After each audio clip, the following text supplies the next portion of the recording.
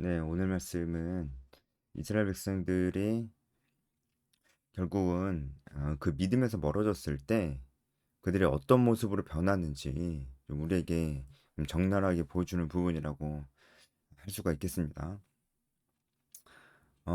이스라엘 백성들이 뭔가 두려움에 사로잡혔죠. 어, 애굽 온 땅에 흩어져서 곡조 구루터기를 모으는 일이 정말 쉽지 않았을 겁니다. 그래서 바로에게 가서 자신들의 고충을 얘기하면서 어, 우리는 당신의 종입니다. 종들입니다. 그리고 당신이 우리를 매로 다스리지만 16절에 이것도 우리가 잘 못해서 그러는 겁니다. 이렇게 굉장히 바로 앞에서 굉장히 이제 비굴해지죠. 그러면서도 이들이 원했던 것은 벽돌을 만드는 그 하루 할당량을 좀 줄여달라. 아마 그거였을 겁니다. 그랬는데 바로의 결론은 무엇이었습니까? 절대로 줄여지지 않겠다. 가서 원래 할당량을 다 채워라. 그리고 지푸라기는 여전히 주지 않겠다. 이렇게 결론이 난 것이죠. 19절부터 보면은 이 말을 듣고 화가 자기에게 미쳤다는 것을 알게 되었습니다. 이제 우리 큰일 났구나. 야, 이제 우리 어떡하냐. 막 간담이 아주 서늘했을 거예요. 이제 이렇게 사정사정 하면은 그래도 조금이라도 깎아줄 줄 알았는데 이제 우리는 어떡하나. 우리 죽는 거 아닐까? 아, 이런 생각까지 아마 들었을 겁니다. 그리고 20절에 그들이 바로를 떠나 나올 때 모세 아론이 길에 서 있는 것을 보았습니다. 이것은 우연히 만나게 된 것은 아니고요. 어, 모세와 아론이 이 이스라엘 백성들, 특히 이제 이스라엘 백성들 중에서 그 리더들이었겠죠. 이스라엘 백성들의 대표격 되는 사람들이 바로에게 가서 아마 그렇게 제안을 좀 했을 겁니다. 아마도 전장인 4장에 있는 그 장로들이죠. 장로들. 4장 29절에 장로들이 나오는데 아마 이 장로들이었을 겁니다. 이스라엘 민족의 대표들. 이들을 모세와 아론은 이들을 기다리고 있었을 겁니다. 이들이 바로에게 가서 어, 이제 바로를 만나려고 한다라는 것을 아마 들었을 것이죠. 그리고 그 만남이 어떻게 끝났는지 궁금해서 모세와 아론이 그들을 만나기 위해서 기다리고 있었습니다. 그리고 이제 이 이스라엘의 대표들이 모세 아론에게 한마디로 거의 달려들죠. 어, 아주 저기를 가지고 달려듭니다. 그래서 지금 봐라. 우리가 바로의 눈에 미운 것이 되게 되었다. 이게 히브리어로 보면은 악취가 풍기는 자가 되었다. 이런 뜻이거든요. 우리가 바로에게 악취를 풍기는 사람이 되었다. 그 얘기가 그 얘기죠. 그들의 손에 칼을 주어 우리를 죽이게 하는도다. 그러니까 화가 자신의 몸에 미쳤다라는 것은 이제 우리가 진짜 죽게 생겼구나라는 그런 생각이 들었다는 것이죠. 그러면서 여호와는 너희를 살피시고 판단하시기를 원하노라. 이렇게 얘기를 합니다. 자, 19, 20, 21절까지 보여지는 이스라엘 백성들의 모습이 어떤가요? 어, 일단은 어, 이 이스라엘 백성들 모습 속에서 우리가 분명히 잊지 말아야 될 것은 어, 이런 모습은 이스라엘 백성들이 보여야 될 모습이 아니라는 거예요. 그것도 민족의 지도자들이 민족의 지도자들만 이런 모습을 보이고 있는 건 아니겠죠. 이스라엘 사람들이 다 이런 모습을 보이고 있을 겁니다. 이들이 보여야 될 모습은 아닙니다. 지금 이들은 이스라엘 백성들은 정체성의 혼란을 겪고 있는 거예요. 자신의 정체성에 대해서 알지 못하고 있는 아니면 알았지만 잊어버린 그런 상태라고 볼 수가 있습니다. 이스라엘 백성들은 하나님의 백성입니까? 바로의 백성입니까? 하나님의 백성 아니에요? 하나님의 백성인데 그 하나님께서 이스라엘 백성들에게 명령하신 일인데 그 명령하신 일이 무엇입니까? 가나안 땅으로 가라는 거예요. 출애굽하라는 거예요. 이 말씀을 이스라엘 백성들이 잊어버렸어요. 그러니까 하나님께서 하신 명령의 말씀을 잊어버렸을 때 이스라엘 백성들에게는 정체성의 혼란이 찾아오는 겁니다. 하나님이 주신 명령의 말씀을 잊어버렸을 때 하나님이 누군지도 잘 기억하지 못하고 있는 것 같고 하나님이 어떤 존재인지도 잘 알지 못하는 것 같고 하나님과 자신이 어떤 관계인지도 잘 모르게 되고 잊어버리게 되는 것 같습니다. 하나님의 명령을 잊어버렸을 때 가나안 땅에 가야 된다는 것 이것이 이스라엘 백성들의 사명이었거든요.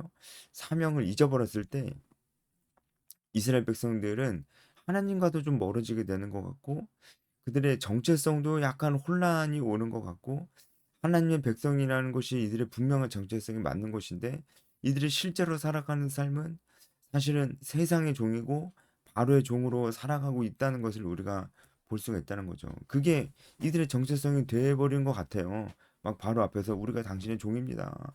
그리고 아 이거 다 우리가 죄를 지어서 그래요. 당신 바로 당신 앞에서 우리가 죄를 지어서 그렇습니다. 하나님 앞에서가 아니고 이렇게 하는 모습을 보면서 이들이 어, 세상의 종, 하나님의 종이 아닌 세상의 종이 돼가고 있다는 것입니다.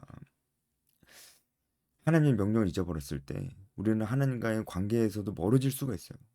그리고 우리의 정체성이 이 세상에 강한 공격을 받았을 때 우리의 직장에서 사회 속에서 강한 정체성의 공격을 받았을 때뭐 너는 뭐 그날 먹도록 뭐 했냐? 너는 뭐 이렇게 잘하는 게 없냐? 너는 왜 돈도 그거밖에 못 버냐? 모아놓은 게 이거밖에 없냐? 뭐 이런 식의 어, 강한 정체성 공격을 우리가 받았을 때 우리가 그냥 흔들린다는 거죠. 사실 이런 것들 다 중요하지 않아요. 우리가 하나님의 자녀라는 것이 제일 중요한데 이런 것들이 그냥 나에게 너무나 중요한 것들이 돼버리는 거예요. 그래서 흔들리고 두려워하고 불안해하고 그렇게 돼버리고 마는 것입니다. 옆에 사람과 비교하고 남들처럼 사는 것이 인생의 목표가 돼버리고 이렇게 돼버리는 것이 아니겠습니까? 이스라엘 백성들의 모습이랑 그런 우리의 모습 똑같잖아요.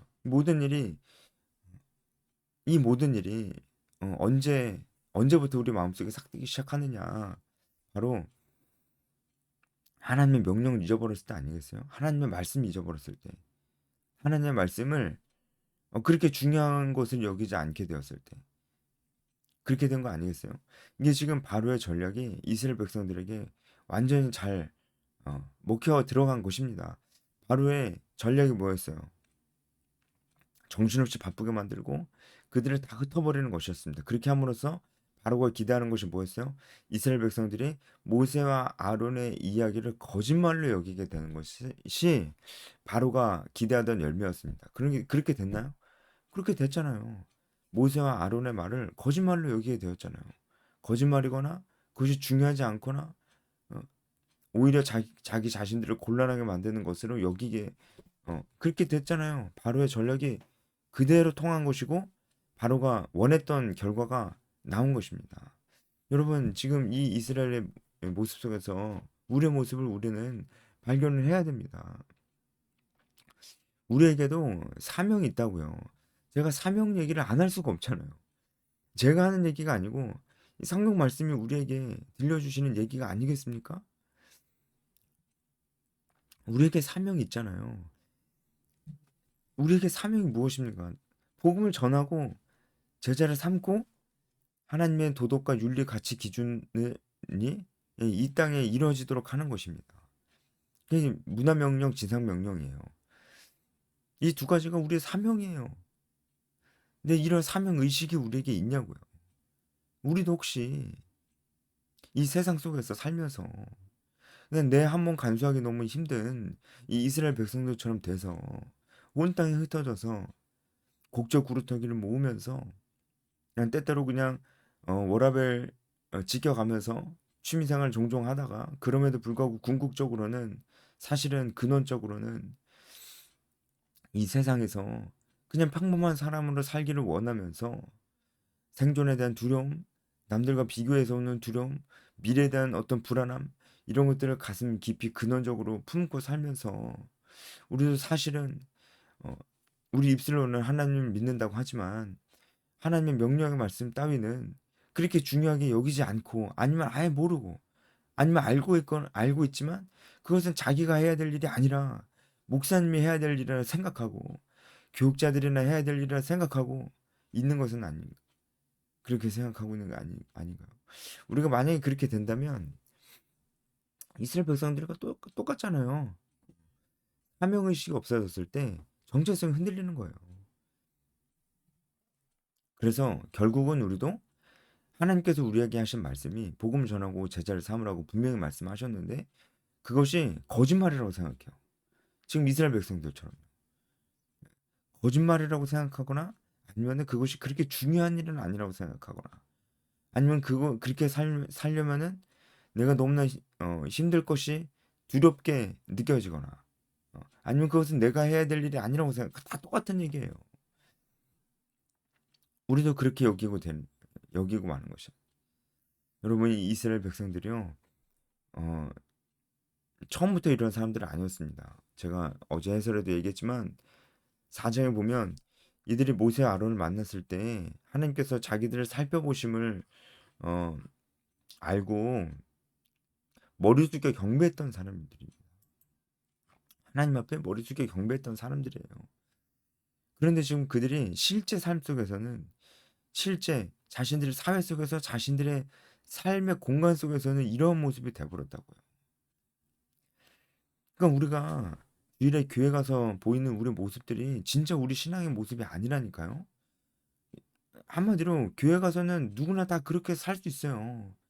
교회에서는 봉사 열심히 하면서 예배드리면서 살 수 있어요. 그것은 우리에게 있어서 큰 믿음의 도전이 아닐 수 있다는 얘기예요.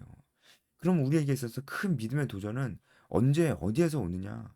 바로 우리의 삶 속에서, 일터에서, 삶의 공간에서, 가정에서, 관계 속에서, 일상생활 속에서 온다는 거예요. 우리는 그때 믿음의 도전을 직면하게 되는 것입니다. 이스라엘 백성들이 곡적 구루터기를 모아야 되는 이 엄청난 그 노역에 직면했던 것처럼요. 믿음의 도전에 직면한 거잖아요. 우리도 그렇다는 겁니다. 그럼 그때 우리는 하나님께서 우리에게 하신 명령, 그럼에도 불구하고 복음을 전해야 된다. 그럼에도 불구하고 너만 알면 살면 안 돼. 너 은혜 받는 거, 나 하나 은혜 받는 것만 살면 안, 그것만 생각하면서 살면 안 돼. 다른 사람 돌아봐야 돼. 다른 사람을 영적으로 품어야 돼.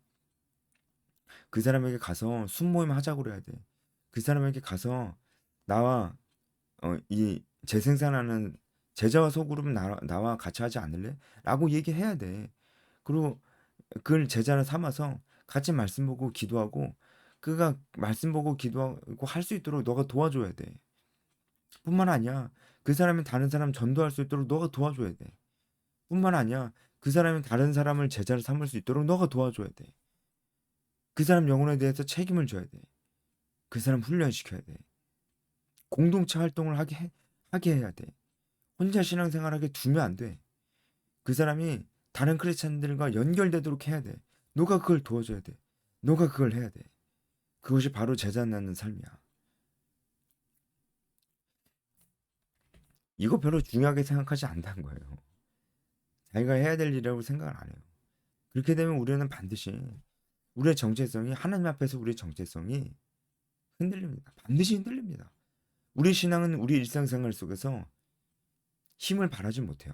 이스라엘 백성들처럼 하나님께서 우리 기도 들어주셨을 때 고개 숙여 경배할 수는 있어요. 이것은 뭐 쉬운 일입니다. 하나님이 기도 들어주셨는데 고개 숙여 경배하는 게 뭐 어렵습니까? 기도 들어주셨는데 거기까지는 아무나 해요. 그런데 이 일상에서 믿음의 강한 도전이 왔을 때, 일상생활 속에서는 우리가 실제로는 하나님의 사명을 지키면서 그것을 중요하게 여기면서 살아가지는 않는다라는 거예요. 어떻게 살겠습니까? 우리는 어떻게 살아야 될까요? 그러면서 이들이 21절 마지막에 아주 이상한 얘기를 하잖아요. 모세 아론에게 하나님이 너희를 살피시고 하나님이 판단하시길 원하노라. 누가 누구한테 해야 될 소리인지 모르겠습니다.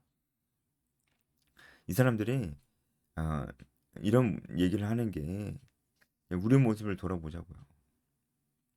우리도 결국은 저처럼 이렇게 그럼에도 불구하고 복음을 전하고 제자를 삼으며 살아야 됩니다. 어? 문화명령, 하나님의 가치와 윤리 기준을 이 땅에 세우는 사람으로 살아야 됩니다. 이렇게 얘기하면은 아, 뭐라고 얘기하냐면 간사님은 목사님은 사회생활 안 해보셔서 그런 소리 하는 거라 그래요. 예, 사회생활 안 해본 것도 사실이죠. 그러면서 자기는 결국은 할 수 없다. 어, 그 그렇게 쉽게 얘기하지 마시라. 이렇게 얘기를 합니다. 저도 그 마음은 이해를 합니다. 충분히 저도 거기에 대해서는 할 말이 없습니다. 하지만 그럼에도 불구하고 그 삶이 우리가 살아야 될 삶이라는 것은 변함이 없습니다. 그것은 저나 교육자들이 정하는 것이 아니고요. 하나님께서 정해주신 일이기 때문이죠. 그러면서 어, 오히려 이제 이렇게 강한 영적 도전하는 사람을 원망하는 일들이 있습니다. 못한다. 이제 같이 순모임 하자 해도 못한다. 이제 공동체 활동 같이 하자 해서 못한다. 이렇게 얘기하는 사람들이 있는 거예요. 지금 이스라엘 백성들의 모습이죠. 모세가 상심이 컸습니다. 그래서 하나님께 돌아와서 어찌하여 이 백성이 학대를 당하게 하셨나? 어찌하여 나를 보내셨나? 어찌하여 두 번 얘기하죠. 그러니까 굉장히 상심이 컸던 거예요. 모세는 하나님 말씀에 따라서 이렇게 하면은 다 잘 따라올 줄 알았어요. 근데 그게 아니잖아요. 어, 저처럼 이런 누군가에게 가서 복음을 전하고 제자의 삶을 살아야 된다고 도전하길 원하고 그렇게 하고 있는 모든 여러분들 이 모세의 모습을 보면서 위로를 받으시길 바랍니다. 이 모세의 마음이 어떤 마음인지 우리는 알잖아요. 사람들에게 이 제자 삶을 도전해도 잘 되지 않습니다. 잘 따라오지 않아요. 그때 우리는 하나님께 가서 기도해야 됩니다. 하나님 그 사람이 이 제자의 삶을 살 수 있도록 도와주세요. 쉽지 않습니다. 하지만 우리는 그럼에도 불구하고 계속해서 많은 사람들이 이 제자의 삶을 살 수 있도록 도전해야 됩니다. 오늘 말씀도 우리가 우리 자신의 모습을 좀 돌아볼 게 많이 있는 것 같습니다. 여기까지 하겠습니다.